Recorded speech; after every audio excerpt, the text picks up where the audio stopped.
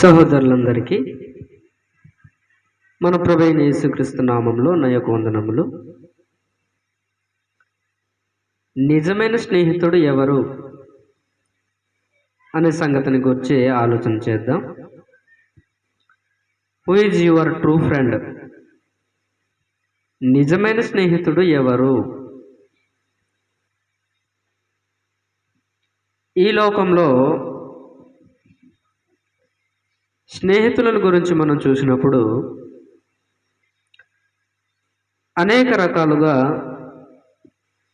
అనేక అభిప్రాయాలు కలిగి వేర్వేరు అభిప్రాయాలు కలిగిన వివిధ రకాల స్నేహితులను మనం చూస్తున్నాము. అందులో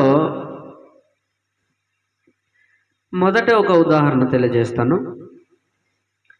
మొదటి ఉదాహరణ ఏదనగా, కొంతమంది స్నేహితులు నిజాయితీగా ఉన్నట్టు నటిస్తూ మన యొక్క పరిస్థితి బాగున్నప్పుడు మాత్రమే మన వెంట ఉంటారు.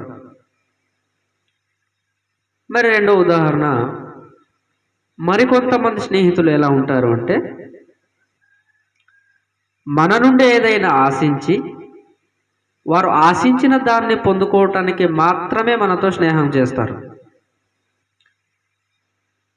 రెండో ఉదాహరణ, మన నుంచి ఏదైనా ఆశించి వారు ఆశించిన దాన్ని పొందుకోవటానికి మాత్రమే మనతో స్నేహం చేస్తారు. మూడో రకం స్నేహితులు ఎలా ఉంటారు అంటే,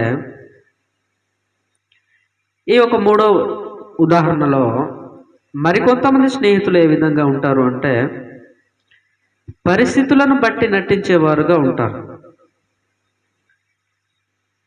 అయితే నిజమైన స్నేహితుడు ఏ విధంగా ఉంటాడో ఒకసారి మనం ఆలోచిద్దాం. నిజమైన స్నేహితుడు ప్రతి సమయంలోనూ మన ఎడల ప్రేమ చూపించి మన ఆనందంలోనూ మన కష్టములోనూ మన వెంటే ఉండి మనల్ని ఆదరించేవాడుగా ఉండేవాడు నిజమైన స్నేహితుడు. నిజమైన స్నేహితుడు ఏ విధంగా ఉంటాడు అంటే, మనకు ఆనందం కలిగినను మనం నష్టము కలిగినను మనల్ని ఎప్పుడూ మనల్ని ఆ కష్టంలో ఉన్నప్పటికీ ఆదరించేవాడుగా ఉంటాడు. సంతోషంలో ఉన్నప్పుడు మనతో ఆనందించేవాడుగా ఉంటాడు. అంతేగాని పరిస్థితులు బాగున్నప్పుడు మాత్రమే స్నేహితుడనని చెప్పి కష్ట సమయంలోనూ మనకు దూరంగా ఉండేవాడు నిజమైన స్నేహితుడు కాదు. ఒకసారి సామెతల గ్రంథం మనం చదివినప్పుడు, సామెతల గ్రంథము 19వ అధ్యాయము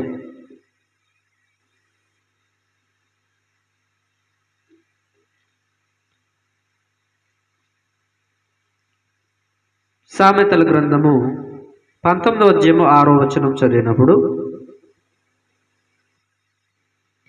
అనేకులు గొప్పవారి కటాక్షము వెతుకుదురు, దాతకు అందరూ స్నేహితులే అన్నాడు.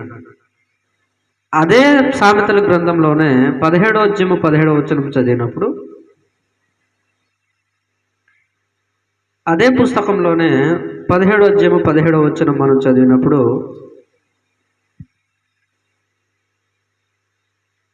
నిజమైన స్నేహితుడు విడువక ప్రేమించును, దుర్దశలో అటువాడు సహోదరునిగా ఉండును అన్నాడు. అందువల్ల నిజమైన స్నేహితుడు ఏ విధంగా ఉంటాడు అంటే, అన్ని పరిస్థితుల్లోనూ స్నేహితుడు విడవక ప్రేమిస్తాడు. దుర్దశలో ఉన్నప్పటికీ అట్టివాడు సహోదరుడుగానే ఉంటాడు. అలా ఉండేవాడే నిజమైన స్నేహితుడు అని జ్ఞాని అయిన సొలొమోను తెలియజేస్తున్నాడు. అలాగే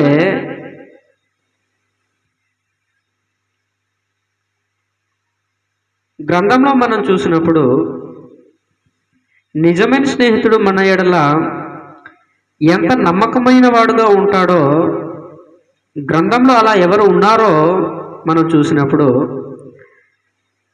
ఉదాహరణకు దావీదు గారు మరియు యోనాతాను తమ యొక్క స్నేహితులను గురించి, తన యొక్క స్నేహాన్ని గురించి మొదటి సమూయేలు గ్రంథము 18వ అధ్యాయము 1 నుంచి 4 వచనాల వరకు చదివినప్పుడు, అలాగే 23వ అధ్యాయము 16 నుంచి 18 వచనాలు చదివినప్పుడు దావీదు మరియు యోనాతాను వారి ఇద్దరికి ఉన్నటువంటి స్నేహబంధము